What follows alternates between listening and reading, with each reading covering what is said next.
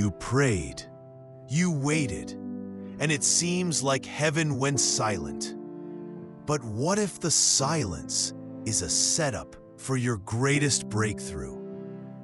What if the delay you're living through is not a denial from God, but the doorway to something far greater than you imagined? Let's talk about divine timing, about those moments when you gave God your whole heart, your raw tears, your desperate pleas, and still nothing happened. You checked the clock, you watched the calendar, you fasted, you cried, you hoped, and yet silence. Silence so thick it started to echo with lies. God's forgotten you. Maybe he doesn't care. Maybe the answer is no. But listen closely. God's silence is not his absence, and his delay is not his denial. Sometimes the pause is purposeful. Sometimes the waiting is woven into the miracle. Take the story of Lazarus in John chapter 11. Mary and Martha sent word to Jesus, "Lord, the one you love is sick." They weren't asking for much. They were close friends of Jesus. They had every reason to expect him to show up. They had seen him heal strangers, cast out demons, feed multitudes. Surely he would come for Lazarus. But Jesus didn't rush. He didn't run. In fact, he stayed right where he was, 2 more days. Imagine the heartbreak, the confusion, the disappointment. Mary pacing the floor, watching the horizon for him. Martha holding her brother's hand as his breathing grew weaker. They had done everything right. They believed, they trusted, they called out to him, and he didn't come in time.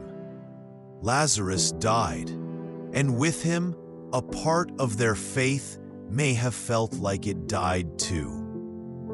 When Jesus finally arrived, Lazarus had already been in the tomb for 4 days.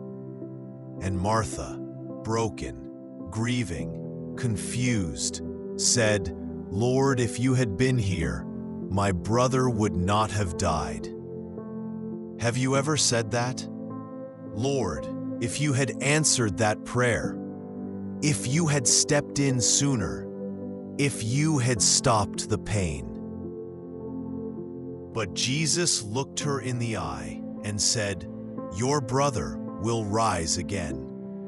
You see, Jesus didn't come to do what they expected. He came to do more. He didn't come to heal a sick man. He came to raise a dead one.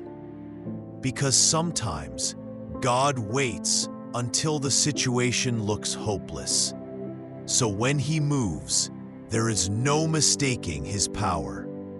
Sometimes he allows death so that resurrection can prove his glory. You may be waiting for a healing, but God is planning a resurrection. You may be expecting a quick fix, but he's preparing a full transformation. The delay wasn't neglect, it was divine. And friend, the same God who raised Lazarus is still writing your story. He knows the hours you've cried. He sees the faith you're holding on to by a thread. He knows how tired you are of waiting, of being the last, of hearing, "Not yet." He sees the door that hasn't opened. He hears the silence after every desperate prayer. But he hasn't forgotten you, not for 1 second. God's timing is never late. It's just different than ours. Because he's not just working on the situation. He's working on you, making your heart stronger, rooting your faith deeper, aligning everything around you so that when the blessing comes, it doesn't crush you. It elevates you. The waiting season is not wasted. It's where character is built, where intimacy with God grows, where idols are stripped away and trust is purified. You learn that He is enough, that even without the miracle, He is still God. But oh friend, the miracle is coming. Just like with Lazarus, God may be 4 days late by your calendar, but He's right on time for your destiny. You see, Mary and Martha wanted healing, but Jesus wanted resurrection. They wanted restoration, but He wanted revelation. They wanted the comfort of the familiar, but He came to introduce them to a whole new dimension of His power. God's delay was not denial. It was preparation for something they couldn't even imagine. And you're right there too, on the edge of a moment you can't see yet. So don't let the silence trick you into quitting. Don't confuse "not yet" with "no," because in God's dictionary, wait often precedes wonder. Faith is not built in answered prayers. It's built in the space between asking and receiving. It's built in the darkness when you choose to say, "I still believe." It's forged in the quiet rooms where no one sees your tears but God. And those tears, He collects every one. Every groan of your spirit, He understands them better than words. You may not see the full picture now, but heaven is not idle. God is aligning people, moments, and miracles behind the scenes. He's the author of your life, and He's still writing. Sometimes the chapter is painful. Sometimes it's silent. But every delay is laced with purpose. He delayed for Lazarus, but it ended in resurrection. He delayed for Abraham, but it ended in Isaac. He delayed for Joseph, but it ended in a throne. He delayed for you, but it will end in glory. So hold on, even if it's just by a whisper of faith, even if your prayers feel empty, even if the doubt tries to drown your hope. Hold on, because delay is not denial, because your story isn't over, because the same voice that said, "Lazarus, come out," is speaking over your life, calling dead dreams back to life.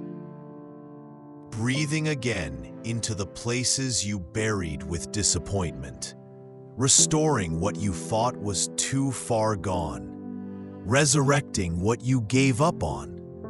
Friend, the wait has not been for nothing. The silence was never a rejection. It was a setup, a stage for God's glory, a platform for your faith to shine brighter than ever. You may feel forgotten, but heaven is closer than you think. You may feel stuck, but progress is happening even beneath the surface. You may feel denied, but God says, "I'm not done yet." So take heart, be still, keep praying, keep hoping, keep showing up in faith, because the tomb may look sealed, the stone may look heavy, the situation may look final, but the story isn't over, and God still rolls stones away. Your miracle might be one day away. Don't quit now.